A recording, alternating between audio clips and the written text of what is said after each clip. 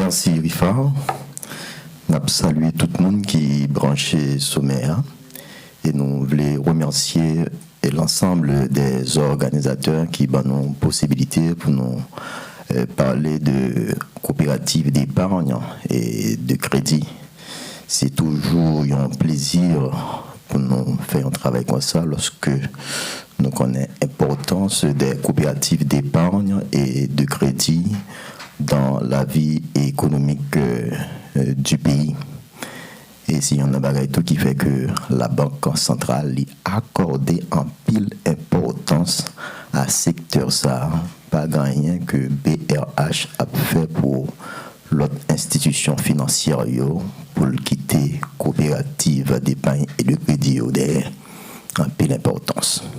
Et nous sommes vraiment contents de ce que nous sommes capables de gagner un jeune espace pour nous parler d'un secteur comme ça, qui c'est coopérative d'épargne et de crédit. Alors, non moins, Jean-Rifard a annoncé là, c'est Jocelyn Jean-Baptiste. Moi là, pour moi, thème ça, ensemble avec nous, évolution des coopératives d'épargne et de crédit dans le contexte de la pandémie de COVID-19. Pour moi faire ça, information générale, vue globale de la situation financière des siècles de 2016 à 2020, évolution de la situation financière des siècles dans le contexte de la pandémie, et enfin, nous va conclure.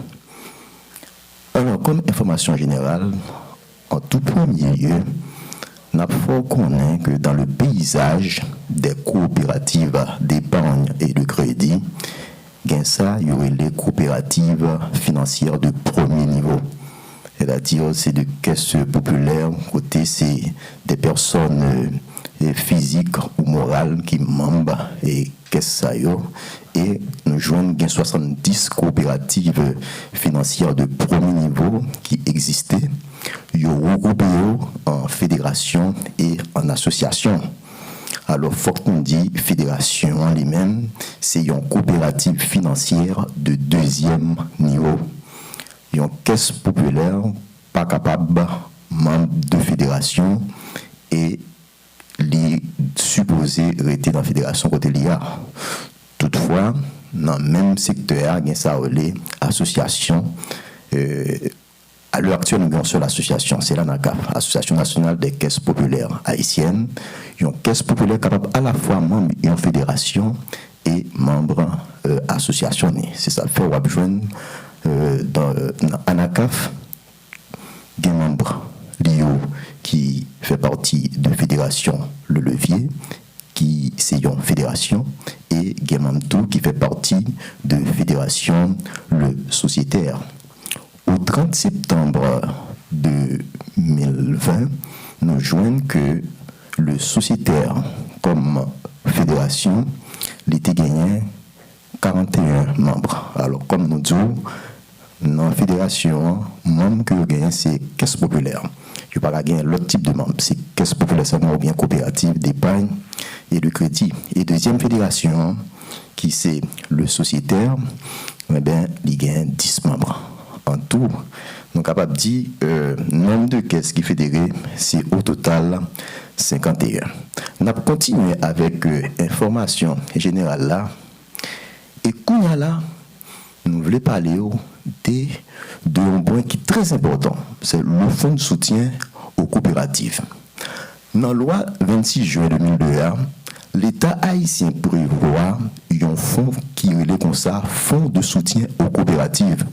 Fonds ça, il est là pour capable aider de caisses qui en difficulté ou bien de caisses qui t'a gagné des besoins de financement. Par exemple, une caisse qui t'a soutenir croissance li, eh bien, il est capable de frapper n'importe et font ça. Et s'il a besoin de tout réaliser un projet qui est bon pour lui, eh bien, il est capable d'aller dans font ça pour financer le projet li.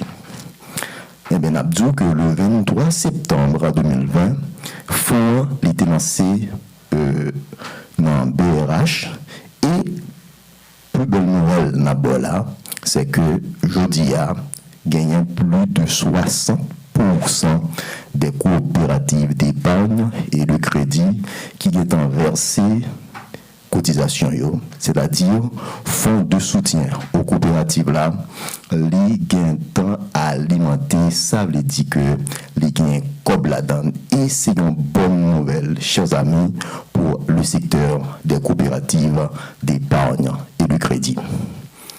Nous tombons là dans le NAP. Nous avons dit qu'au niveau de la BRH, il y a un pile d'efforts, je vous ai dit à l'introduction, un pile d'efforts qui fait pour que question n'ait pas été derrière. C'est dans ce sens ça pour NAP qui est une plateforme de services de paiement électronique qui est là pour permettre l'interopérabilité entre différents acteurs financiers.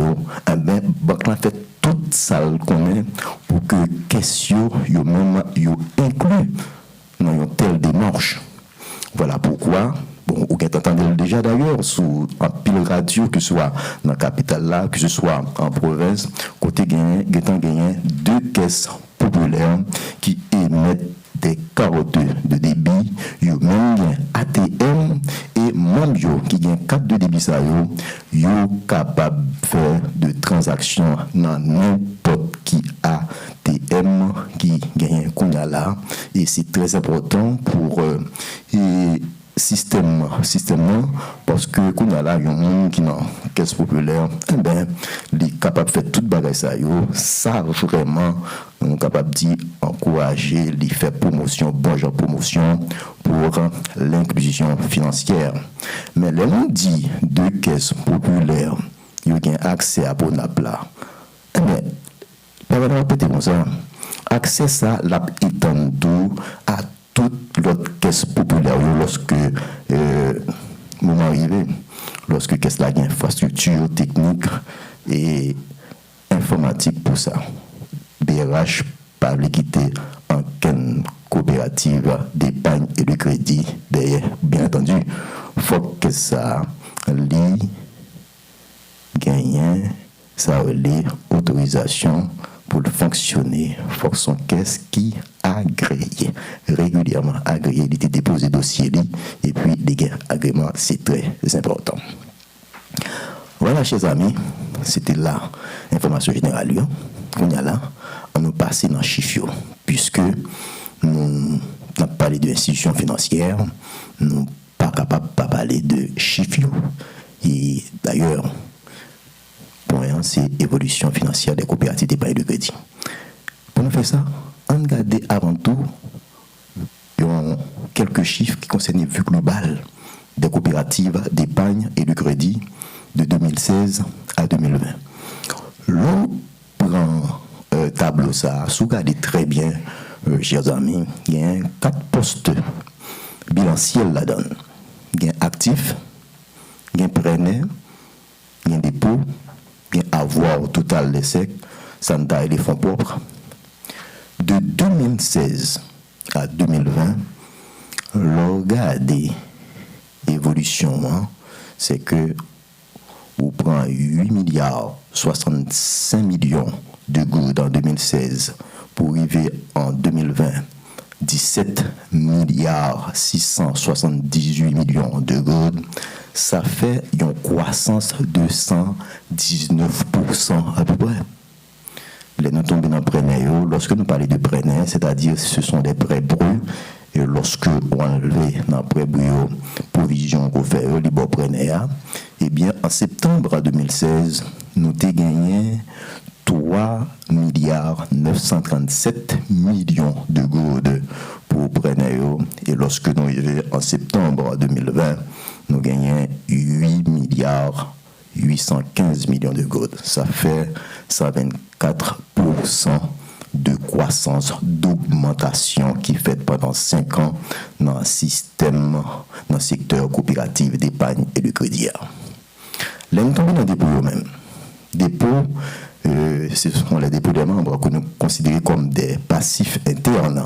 En 2016, il était 5 milliards 432 millions et en septembre 2020, c'est 13 milliards 587 millions de gouttes. Bon, les mêmes augmentation allez plus toujours, plus devant toujours, c'est 150 4% d'augmentation lorsque nous fait calcul là. Alors, pas oublier, dépôt, c'est eux-mêmes qui financé actif là. Alors, c'est un acteur de financement de actif là.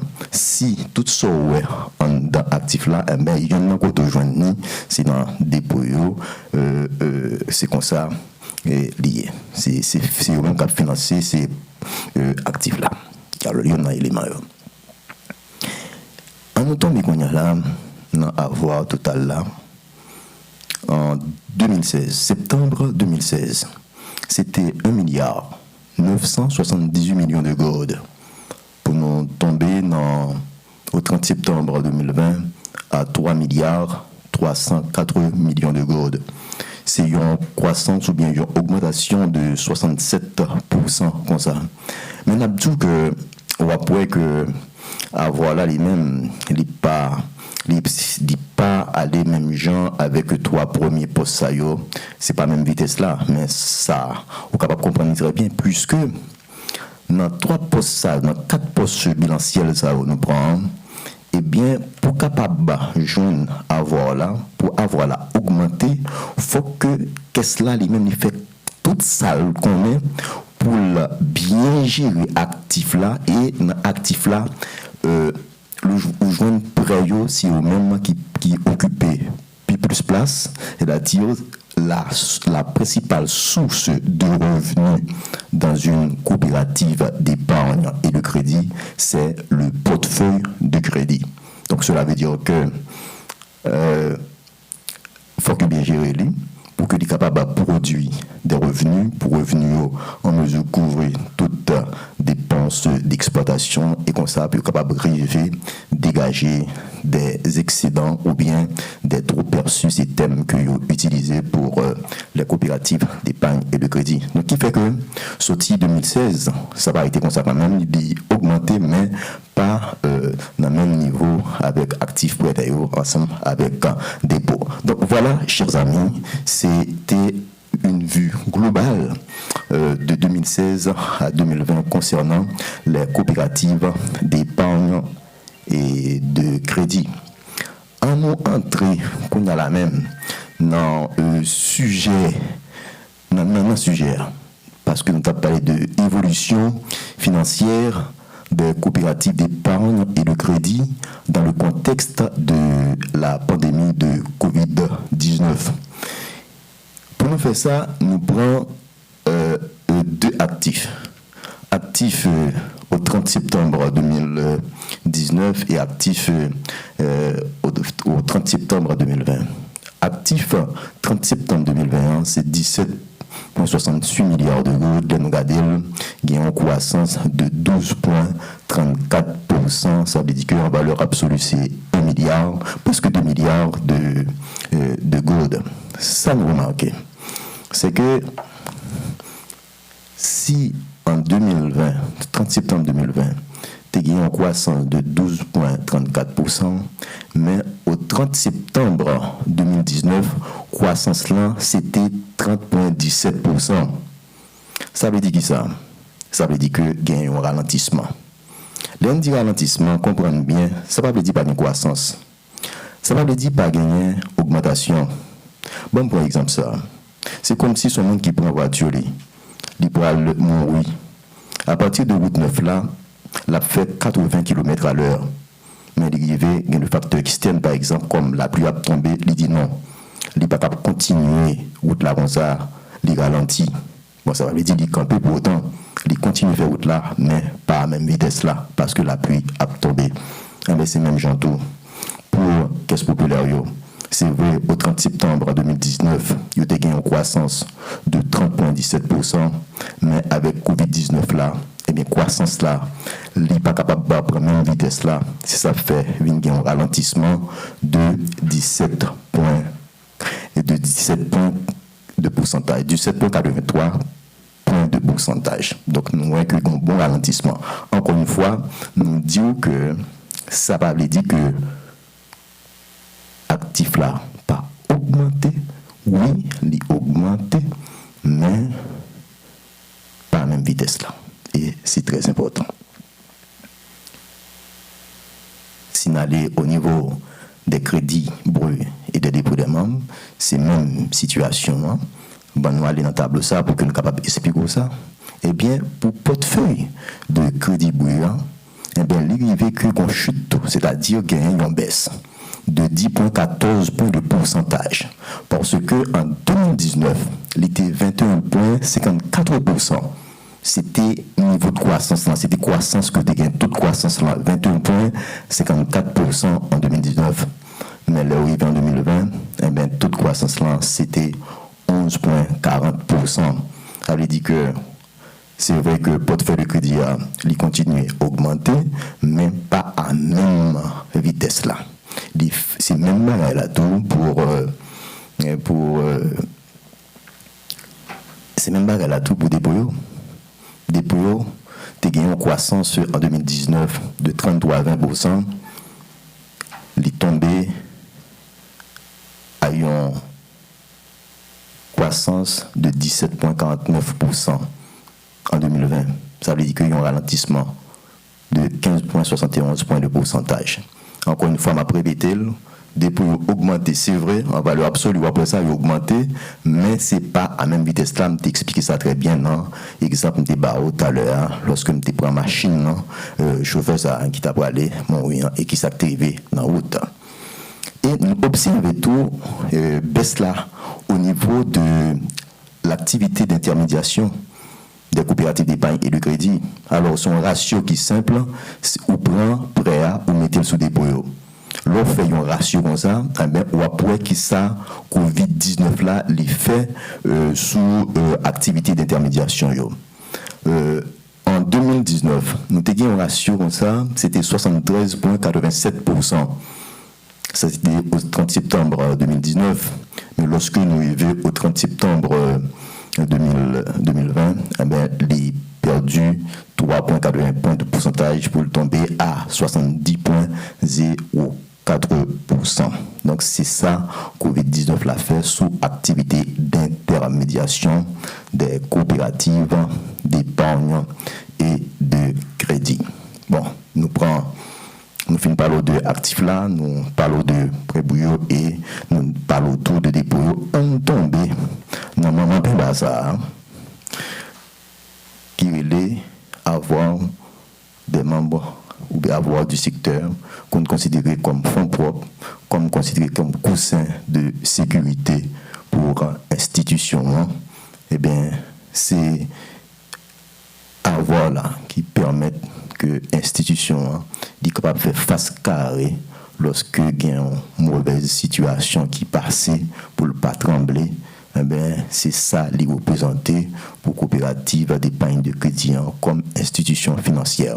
On regarde ensemble qui s'est passé de 2019 à 2030. Eh bien, niveau fonds propres là,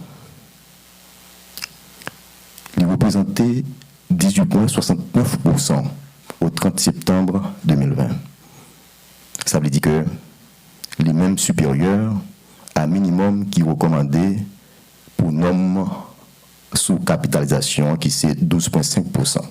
C'est-à-dire les normes prudentielles exigeaient pour que toute caisse gagne au moins 12,5% comme niveau de capitalisation, mais au 30 septembre 2020, la question était à 18,69%. Ça veut dire qu'il y a des supérieurs.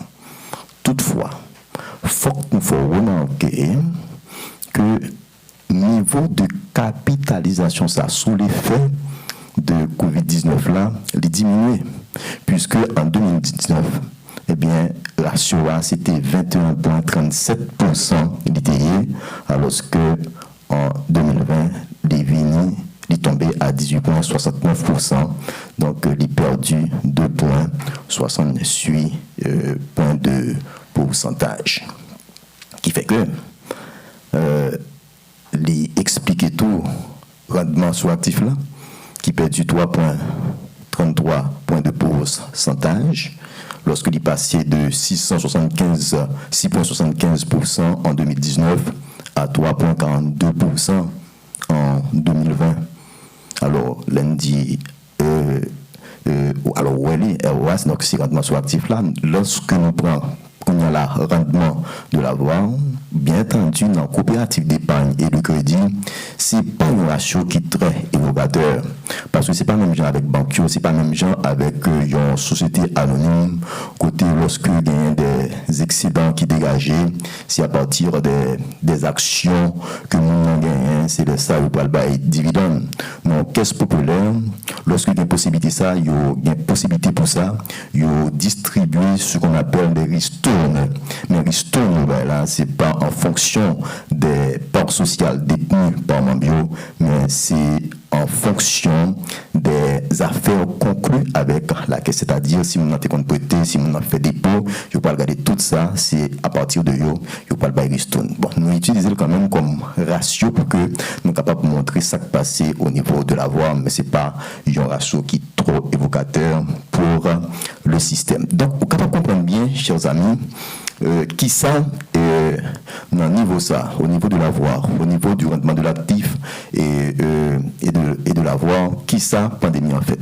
C'est-à-dire, il n'est pas vraiment mettre qu'est-ce là à genoux, mais il y a un effet quand même, puisque niveau de capitalisation, les diminuer et nous voyons tout que rendement sous actif là diminuer, ainsi que rendement avoir là, les diminuer également. Bon, lorsque on a parlé de effet de pandémie COVID-19 là, il est surtout traduit au niveau des résultats. Là, c'est nous gagnons revenu net d'intérêt, nous gagnons autre revenu, dotation à la provision pour créances douteuses, nous gagnons frais d'exploitation, nous gagnons trop perçus. Alors, table ça, on va comprendre beaucoup plus facilement si nous allons l'autre table à côté gagner de préférence des ratios. Ratios, ça nous fait par rapport à l'actif moyen. C'est-à-dire, nous prenons total revenu, par exemple, au niveau de revenu net d'intérêt, nous prenons, nous mettons sur actif moyen et puis Libanon pourcentage ça. Et ça permet de comprendre qui s'acrivait pendant l'année 2020, pendant que COVID-19 là, lui-même était pas problème. En 2019, regardez bien, ensemble avec moi, chers amis, revenu net d'intérêt, l'était représenté 14,37% de l'actif moyen. Lorsque nous arrivons au 30 septembre 2020, lorsque nous regardons alors pendant l'année 1, c'était 12,93%. C'est ça représenté. Ce qui ça nous marqué, il y a une baisse. Cela veut dire que revenu, ça veut dire pas de revenu, mais par rapport à l'actif moyen, il y a une baisse. Si nous prenons autre revenu, on a fait même constatation en 2019.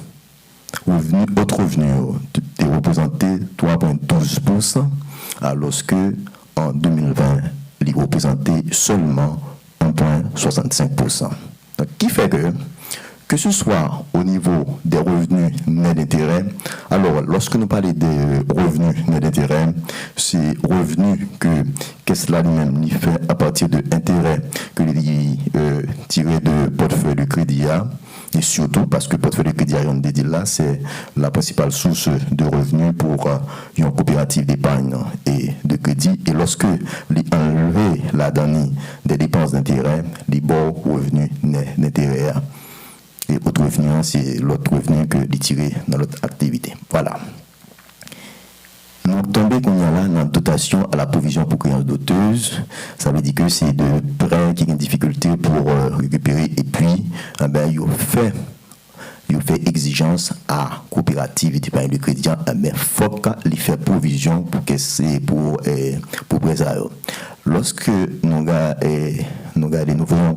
jeté un coup d'œil en 2019, le ratio ça c'était 2,04%, mais en 2020 il a augmenté, c'est 2,19%, il a augmenté. Comprenez bien, lorsque il a augmenté, déjà au niveau des revenus, il y a une baisse. Lorsque vous arrivez au niveau de provision, il y a une augmentation. Au revenu, c'est pour joindre tout perçu, ou bien pour joindre bénéfice, pour joindre excédent, c'est revenu moins dépenses. Déjà, nous nous joignons que les revenus ont diminué et lorsque nous tombons dans la provision qui vient en diminution des revenus, sont sur des dépenses liées, eh bien, les augmenter, on est capable de comprendre qui l'effet sur la rentabilité du secteur de coopérative d'épargne et de crédit. Bon, là, nous venons en fait d'exploitation, il même diminué. Et puis, ou vient tomber à un trop perçu ou bien bénéfice ou bien excédent de 3,42%. Mais lorsque nous faisons comparaison, c'est que en 2019, trop perçu sous actif moyen, c'était 6,75%. Alors que en 2020, ratio ça, c'est 3,42%. Donc, on est capable de dire que la pandémie COVID-19 là, il vraiment des conséquences négatives sur les résultats du secteur des coopératives d'épargne et de crédit. Alors, on a pu avancer. Capable de comprendre, si tu as bien suivre ensemble avec moi, que tu es vraiment gagné de problèmes dans le niveau ça, puisque, et ça très important pour me dire, qu'est-ce populaire yo, ensemble avec coopérative d'épargne, et qu'est-ce populaire yo, ensemble avec banque, pas même bagaille. On banque par exemple, si tu as un problème au niveau de l'avoir, eh bien, capable de demander pour actionnaire venir avec de fonds frais, ou capable d'augmenter capital. Mais au niveau des coopératives d'épargne et de crédit, ou pas joindre une situation comme ça va pas faire. C'est surtout les trop perçus dégagés par les coopératives d'épargne et de crédit qui doivent renforcer le niveau de capitalisation. Voilà pourquoi, lorsque nous avons, par exemple, au niveau de l'avoir, qui est perdu quelques points de pourcentage par rapport à ce qu'on a fait l'année dernière, c'est parce que tout simplement, au niveau des trop perçus, il y a des problèmes à tout, c'est-à-dire question pas dégager assez de revenus, assez d'excédents, puis renforcer le niveau de capitalisation, puis capable de des mêmes niveaux. Nous avons ensemble avec vous, il était 21 et 21% en 2019, mais Baba Kembel, il vient descendre à 18%. Donc, nous devons dire que effectivement, la pandémie COVID-19 là, il gagne vraiment de conséquences négatives dans ce sens-là. Bam tomber ensemble avec vous dans le tableau ça, les 20 plus grandes coopératives d'épargne et de crédit du secteur au 30 septembre 2020. Vous êtes capable de demander, bon, pour qui ça nous oblige de venir avec un tableau comme ça? On a dit que gain de caisse populaire qui perdu place, c'est-à-dire gain de caisse populaire qui comportait au mieux par rapport à l'autre pendant période là. Sous les 5 premières caisses populaires, Socolavim, Caposa, CPF, KPEGM, côté LAM, en 2019, c'est pas comme ça que le classement est. Aujourd'hui, Socolavim qui était toujours une place li.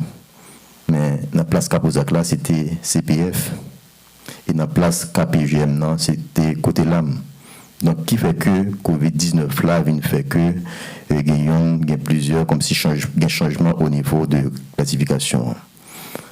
Alors, classement, ça, c'est par rapport à l'actif lié. Donc, si que gagne de changement comme ça, c'est parce que toute question pas gagné, pas obtenu même niveau de croissance au niveau de actifs. Il y a ça comme ce qui est adapté au plus bien par rapport à COVID-19 là. Donc, c'est très important pour nous faire comme ça. Mais, il y en a, comme on a dit, on a 20 plus grandes coopératives d'épargne et de crédit, ça, tout département représenté, à l'exception du département des NIP, c'est seul lui-même qui va là. Et si on parlé des 5 premières caisses, mais non. Qu'est-ce qui 18e, 19e, 20e, il y a de changement tout. Il y a une caisse, par exemple, en 2019, qui était fait partie de tableau A. Bon, malheureusement, Lorsque nous vivons en 2020, on parle encore, mais son caisse, on va parler de lui, puisqu'il est trouvé dans le département du Nord-Ouest. Et c'est Capoma, il y a une caisse qui est située tout près de Mont-Saint-Nicolas. D'ailleurs, il fait partie de commune, mais il parle dans le boucle là, c'est Marouge, il est situé là. Donc, qui fait que Anessa n'est pas fait partie de ce tableau, c'est-à-dire des 20 plus grandes coopératives d'épargne et de crédit. Donc, nous souhaitons que l'année prochaine, il est capable de reprendre place. Et nous gagnons là pour différents départements dans le secteur. Nous prenons tout département. Ça fait nous venir avec tableau zato pour nous faire connaître. Dans le secteur coopératif d'épargne et de crédit, il y a des choses qui passent qui pas même genre avec le secteur bancaire là, par exemple. Si nous prenons question, on va joindre que ces départements de l'Artibonite, tant qu'ils premier, que ce soit au niveau de l'actif, que ce soit au niveau pour dépôt, que ce soit pour prêt brut, Artibonite premier dans tous trois indicateurs ça yo, actif, dépôt, prêt. C'est les mêmes cap mené. Alors le département de l'Ouest, lui-même, c'est deuxième. Et pour pouvoir le joindre, le département du Sud-Est qui occupait, qui gagne deux places de troisième et une place de quatrième, et le Sud qui vient en quatrième position avec 2 places de quatrième et 2 places de troisième. Ça, c'est important pour que nous connaissions et que le département soit capable de comment représenter dans un tableau comme ça. Mais si nous prenons le deuxième tableau, eh bien, situation n'est pas même genre. Là où il y a un niveau de capitalisation, où il y a un taux rendement actif là, où il y a un ratio de liquidité.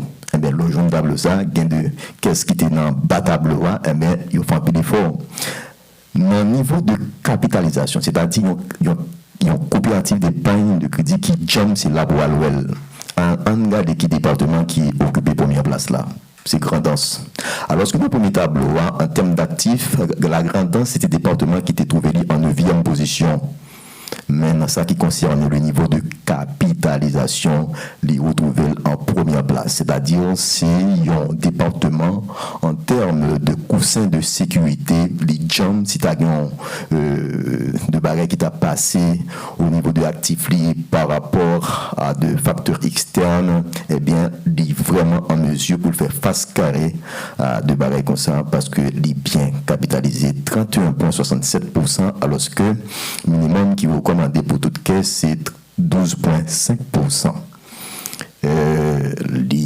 Bien situé le tout par rapport au ratio de liquidité du troisième, c'est 38,27%, alors qu'il y a un minimum de 25% qui est recommandé dans le niveau ça. Et troisième non, niveau rendement, c'est normal. Si qu'est-ce là capable de capitaliser comme ça, c'est parce que tout simplement, il générer assez de trop perçus qui est capable de permettre de renforcer le niveau de capitalisation. Et nous, lorsque nous regardons encore, nous joignons le département du Sud-Est, le deuxième en termes de capitalisation, et c'est très important. Nous jouons le département du Nord-Ouest, le troisième dans le niveau ça, bien que le sixième en termes de ratio de liquidité. Donc, il y a une chose pour nous regarder, c'est que si le département de l'Ouest était deuxième en termes d'actifs, dépôts, et bien, vous joignez qu'au niveau de capitalisation, c'est-à-dire fonds propres, les 9e position. Donc, c'est ça qu'on est capable de remarquer. Et puis, l'Artibonite qui était en première position, les Vini en 5e position. On a question de niveau de capitalisation, et tout ça. Voilà, chers amis, c'est ça, nous dégainons. Alors, nous avons un tableau 5 qui est actifs et secteur. Alors, bilan secteur pour 2 années, un bilan comparatif de 2020, mais pour bien comprendre, en année là, c'est que pendant nous avons gagné COVID-19 l'apparaît, c'est un problème. C'est que avec 2 cas, ils étaient joignés, quand tout le monde qui courait à chercher comme yo. Dans coopérative d'épargne de crédit, il y a une inquiétude dans ce sens, parce que de t'as demandé est-ce que question pas bien un problème de liquidité. Mais lorsque nous avons ça dit, c'est-à-dire prévision, pas Dieu merci, pas de respecter, même comme ça, qui te prend, nous avons redéposé comme ça, dans la coopérative d'épargne de crédit, qui fait que au 30 septembre 2019, si nous avons, par exemple, un ratio de disponibilité de liquidité de 36,55%, et bien l'arrivée en 2020, il a augmenté, c'est-à-dire que la pandémie est censé pas gagner aucun effet sur le niveau de disponibilité et question et nous vraiment dit bon Dieu merci pour ça parce que c'est très important qu'est-ce capable de tout problème mais sur des problèmes au niveau de liquidité eh bien ça capable faire des dommages qu'on pas même espérer même. Alors et c'est ça que nous gagnons mais si nous regardons tout au niveau de Brenet là gain effet Covid-19 là puisque il était 51,33% en 2019 il est tombé à 49,86% au 30 septembre 2020. Bon, voilà, chers amis, nous sommes capables de dire que pas grand d'autre dans ça que pandémie Covid-19 là, il a des conséquences négatives sur l'activité coopérative d'épargne de crédit. Cependant, il faut que nous fassions remarquer que question continue malgré tout à dégager des excédents, ils continuent à grandir et tout, nous sommes capables de dire que fonds propres toujours supérieur à minimum qui est recommandé par le nombre prudentiel, c'est 12,5%. C'est très important. C'est vrai, tu as gagné de conséquences, mais question est bien comporté.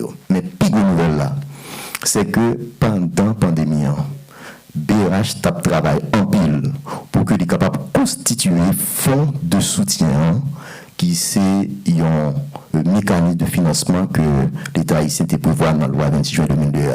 Nous avons déjà fonds de soutien, les constituer et déjà les alimenter, comme la donne, c'est un outil de levier financier très important pour le secteur et gagner un pile qu'est-ce qui gagne temps versé déjà, gagne l'autre temps qui vient verser pour capable renforcer fonds cabine au service du secteur des coopératives d'épargne et de crédit.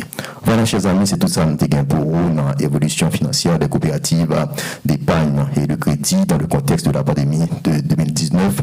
Nous remercions de ce que vous tapez, suivez-nous avec attention et qu'on est là, nous disponibles et disposés pour que nous soyons capables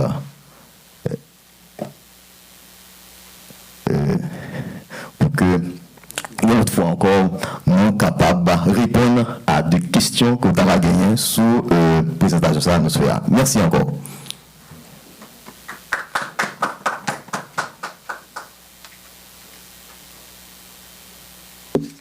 Merci.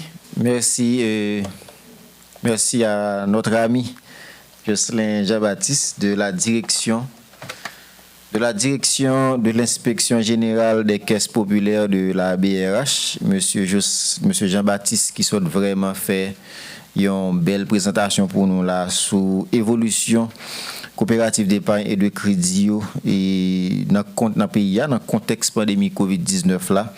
Et nous sommes à travers un ensemble d'indicateurs, même si que croissance et à la croissance a baissé, mais quand même il y a une croissance et que le secteur coopératif là quand même l'été manifeste une certaine résilience par rapport à Covid-19 là. Et bonne nouvelle là sur Bailey, c'est question de fonds de soutien ça parce que c'est un élément important dans le renforcement résilience coopérative des périodes de crédit. Nous gagnons une question et la question.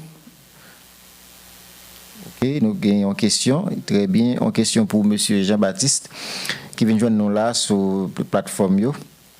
Et il y a une décision qui bat BRH mission pour réguler institution de microfinance qui impact ça pour le gain sur le secteur. Donc il y a une décision qui bat BRH mission pour réguler institution de microfinance. Nous quoi ça sorti dans une loi, décret loi maintenant qui impact ça capable gagner sur le secteur microfinance là monsieur Jean-Baptiste. Merci. Merci pour la question. Effectivement, avec le décret 5 juin qui sortit en 2021, BRH gagnait pour la capable de réguler la microfinance non coopérative. Et dans le décret ça, eh bien, gagnent deux types d'institutions de microfinance non coopératives. Nous sommes capables de gagner de association de microcrédit, c'est-à-dire eux-mêmes sont capables de faire ça au crédit seulement, alors que il y a une société de microfinance, eux-mêmes sont capables de faire l'intermédiation financière. Cela veut dire quoi? Ils sont capables de mobiliser l'épargne et puis ils sont capables de prêt tout. Qu'est-ce que ça peut le faire? Eh bien, il y a un changement effectivement dans ma chère, puisque tout le temps IMF qui t'a remis mobiliser épargne, ils viennent directement de concurrents pour coopératives d'épargne et de crédit. Bon, ça peut demander pour que secteur, c'est-à-dire au niveau de coopératives d'épargne et de crédit, puis préparer pour que le cas bien comporté, puisque qu'on a là au niveau de la microfinance, il n'y a pas pour continuer encore dans la question mobilisation épargne, il n'y a pas le gagner ensemble de IMF qui va le faire même travail là. Alors, pas toutes les IMF, mais il y a une partie des IMF, nous parlons de sociétés de microfinance qui prend mesure pour faire ce qu'on appelle de l'intermédiation financière. Merci.